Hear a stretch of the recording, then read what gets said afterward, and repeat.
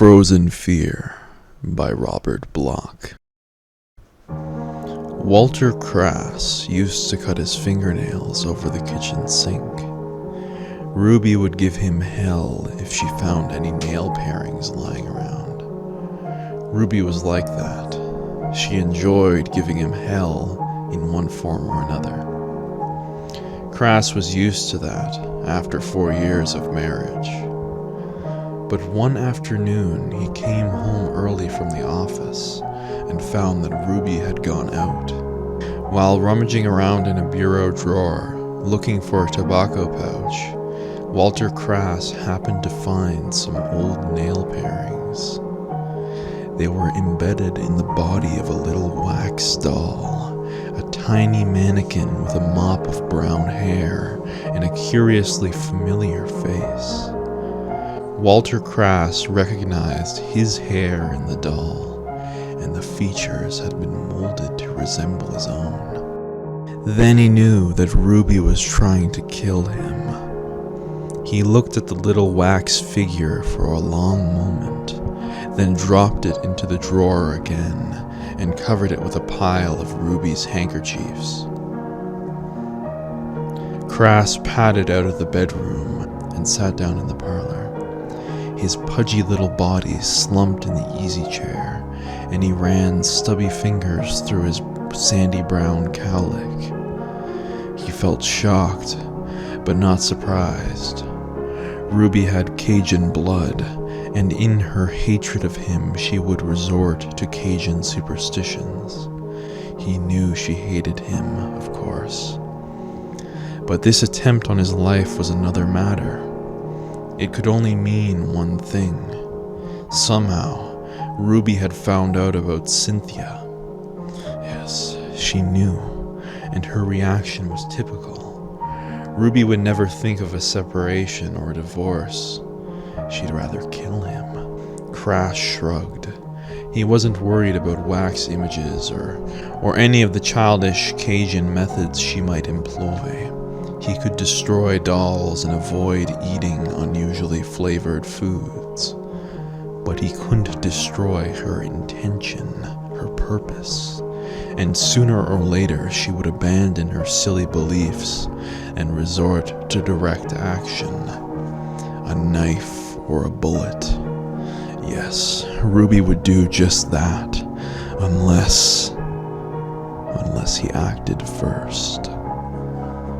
Suppose he just quietly turned his assets into cash and left town with Cynthia some night. It was a tempting notion, but of course it wouldn't work. Ruby would find him. She'd put them on his trail, ruin him, ruin Cynthia. She'd make trouble for him as long as she lived. As long as she lived. Walter Crass snapped his fingers. They made a curious echoing sound in the room, like a death rattle. Ruby's death rattle, for instance. Ruby was out shopping again the night Walter Crass brought the deep freeze unit home. He hauled it over on the trailer and sneaked it down to the cellar. It was hooked up and working by the time she arrived. Ruby was all set to fix supper, but he suggested she come down to the cellar with him. "I have a surprise for you," he announced. Ruby loved surprises. She lost no time following him down the cellar stairs. For once, she fairly bubbled with high spirits, and it pleased Crass to see her in such good humor. "Oh, Walter, I'm so excited. What can it be?" Crass gestured and pointed around the cellar. "Take a look, Ruby. Notice anything different?" Then she sighed. "Walter? Not really. A deep freeze unit? Just what I've always wanted." "Like it?" "Oh, it's a wonderful surprise, darling." Crass stepped back as she bent over the unit. Then he cleared his throat. "But that's not the real surprise," he said. "Isn't it?" "No, I have another surprise for you, Ruby." Another one? Oh, what is it? This, said Crass. He gave her the real surprise then, a poker in the back of the head. It took Crass a long time to do what he had to do, even though the cleaver was sharp. He had a pile of old newspapers and some butcher's paper. It was necessary to make 6 separate bundles before he could fit Ruby's remains into the freezing compartment of the small unit.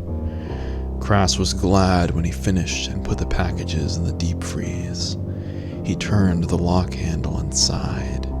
He had never realized that chopping up a woman's body would be such hard work. Well, live and learn. Crass turned and surveyed the cellar. Everything was in order. A bit of mopping had done the trick as far as any stains were concerned.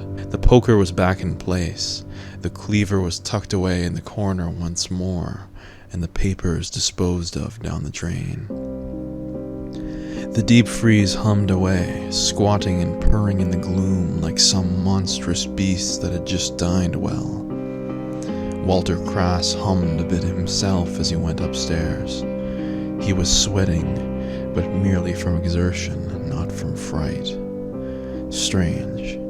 He'd expected fright, shock, revulsion. Instead, there was just a sense of relief. Relief at the thought of escaping Ruby forever. Escaping her animal vitality, her overwhelming energy, her frenzied possessiveness, which used to assume the proportions of a positive aura. Well, it was over now. And why should he be afraid? After all, he had a plan, and a good one. Now it was time to put that plan into action. Crass went straight to the telephone and called Cynthia. She answered immediately. She had been waiting for the call. Their conversation was short but sweet. Crass hung up the receiver knowing that all was well. They were rolling now. Early in the morning, Cynthia would be taking the train for Reno. She had papers, photographs, all the necessary items. Even some of Ruby's clothes that Crass smuggled out for her. Cynthia had practiced Ruby's mannerisms for hours, just as she concentrated on imitating her handwriting. It was set. Cynthia, traveling under the name of Mrs. Ruby Crass, would arrive in Reno, establish residence, and obtain a divorce. Exit Ruby. And at this end, all Crass had to do was wait. Wait for the summer to end. Wait for house heating time. Then a nice little fire in the furnace, stoked by 6 packages from the deep freeze unit. Exit Ruby. That was that. Sell the house, clear out, join Cynthia on the coast. Everything was neatly wrapped up, just as neatly as those packages downstairs in the deep freeze. Crass took a drink on that. It was too early to go to bed, so he had another. Then a third. After all, it had been a strain. He could admit that to himself now. He deserved a little relaxation. Another drink, for instance. The 4th drink brought relaxation. Crass leaned his head back in the armchair. His eyes closed, his mouth opened. Everything was quiet, very quiet, except for the bumping. The sound seemed to come from the stairs, the cellar stairs. The noise didn't resemble footsteps at all, just a bumping. Something was flopping and thudding, and then it was rolling, rolling closer and closer. Ruby's head rolled into the room. Just her head. It stopped about a yard from where Crass was slouching in his chair. He could have stretched out his leg and touched the upturned face with his foot if he wanted to. No, he didn't want to. The face glared at him, and the lips parted. Lips don't part when the head is severed, but then severed heads don't roll either. But here it was, and the lips were parted. Crass heard her whispering, "Can you hear me, Walter? You think I'm dead, don't you? You think you killed me and locked me away forever? Well, you're wrong, Walter. You couldn't kill me. You couldn't lock me away. Oh, you killed my body, all right, and locked that away. But you couldn't kill my hate. You can't lock my hatred away. It will seek you out, Walter. Seek you out and destroy you." She was talking nonsense, melodramatic nonsense. Yes, the head of the dead woman was talking nonsense, all right. But Crass listened anyway. He listened as Ruby's voice told him everything. All about his plans with Cynthia, all about her trip and the divorce and selling the house and going away. She knew everything, it seemed. "You meant to keep my body in the deep freeze until fall, until you could build a fire in the furnace and burn it. That was a clever idea of yours, Walter. But it won't work, because I'm not staying in that deep freeze. My hatred won't let me. We Cajuns know how to hate, Walter, and we know how to kill, even from beyond the grave.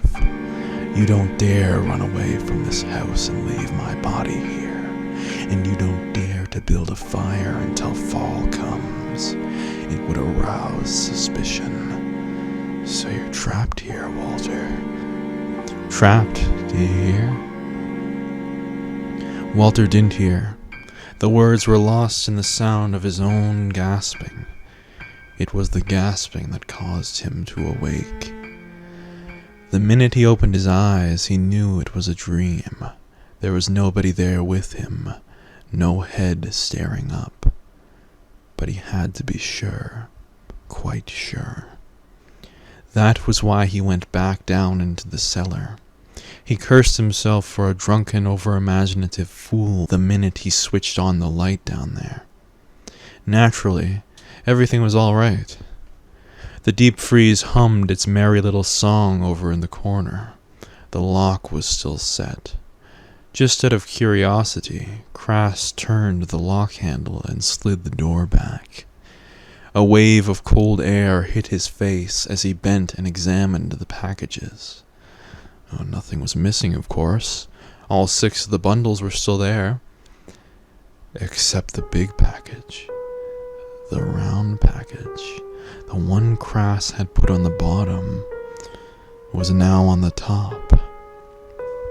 Crass got out of the cellar fast, but not until he made sure that the deep freeze was securely locked once more.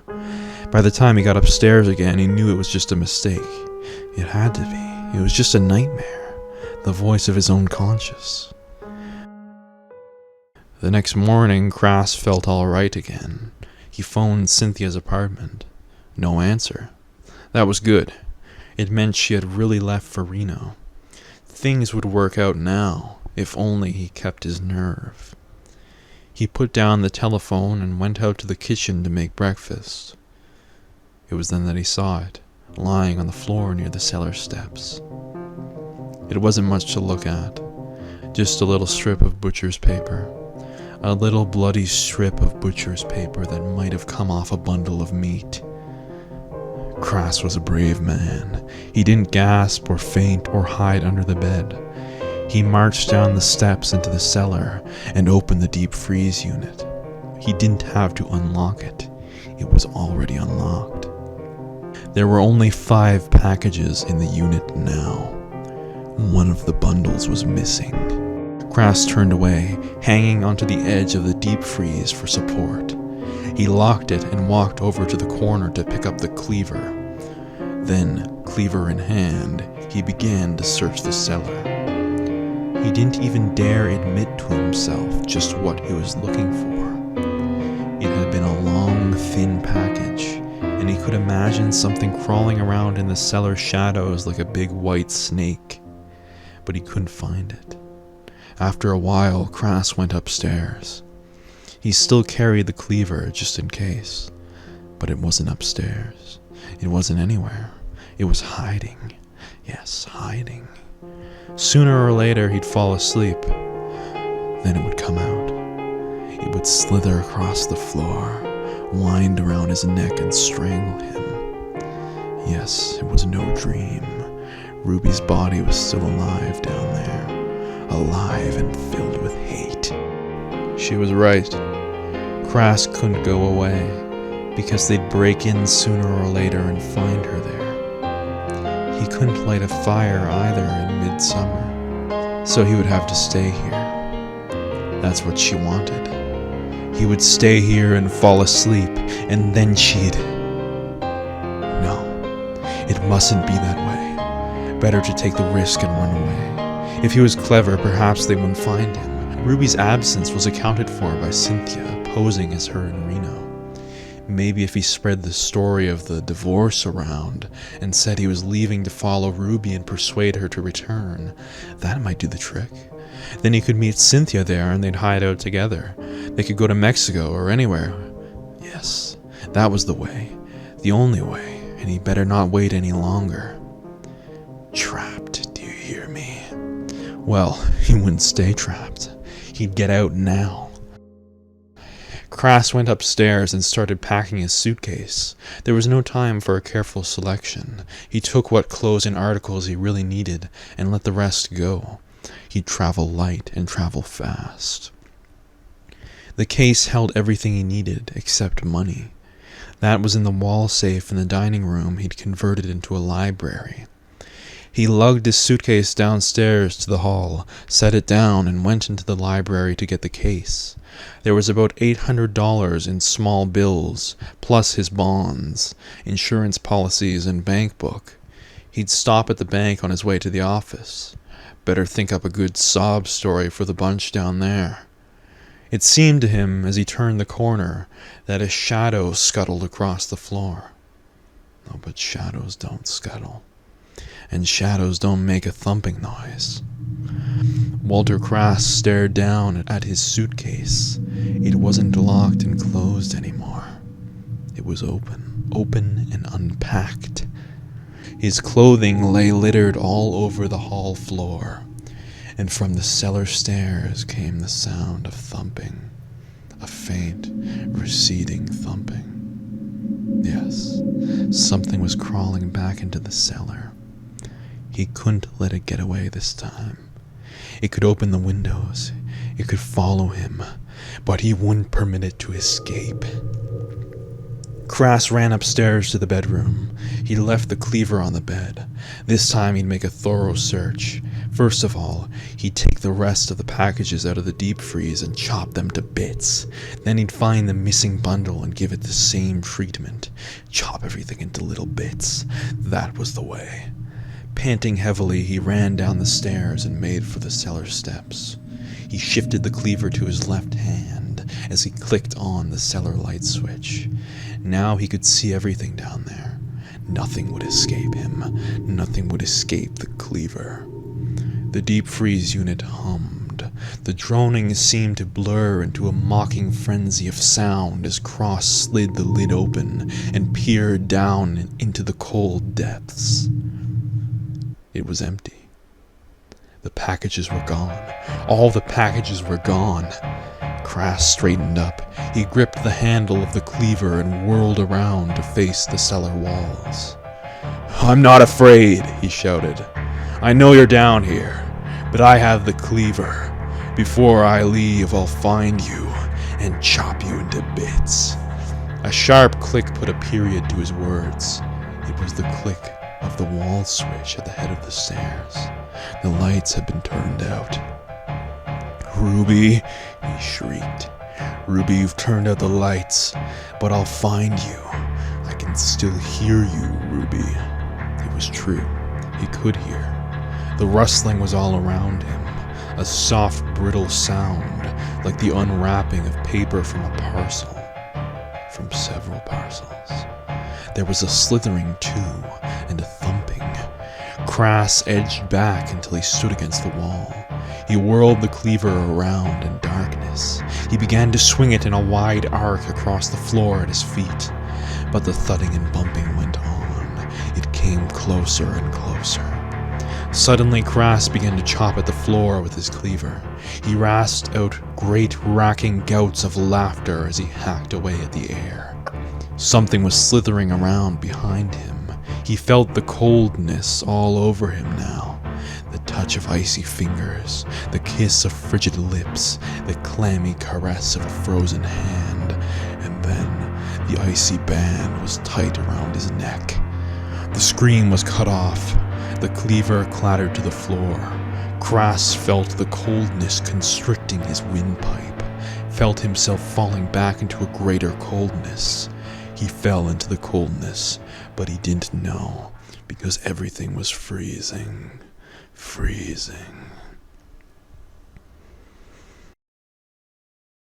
It was weeks later when Cynthia was exposed as an imposter in Reno, and almost a month had passed before they actually broke into the Crass residence.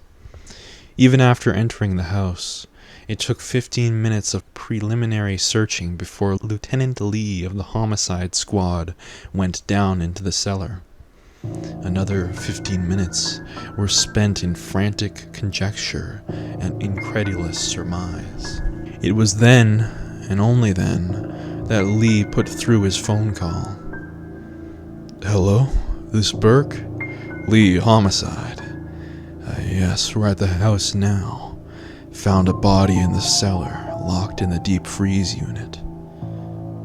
No, it was a man, Walter Crass. His wife? Yeah, we found her all right, chopped into pieces, lying all around the deep freeze, all but her right arm. Missing? No, it isn't missing. It's on top of the deep freeze," I said. "It's on top of the deep freeze." I said, "It's on top of the deep freeze, holding the lock shut." I don't know how to tell you this, but it almost looks like that arm pushed Walter Crass into the deep freeze and then locked him in.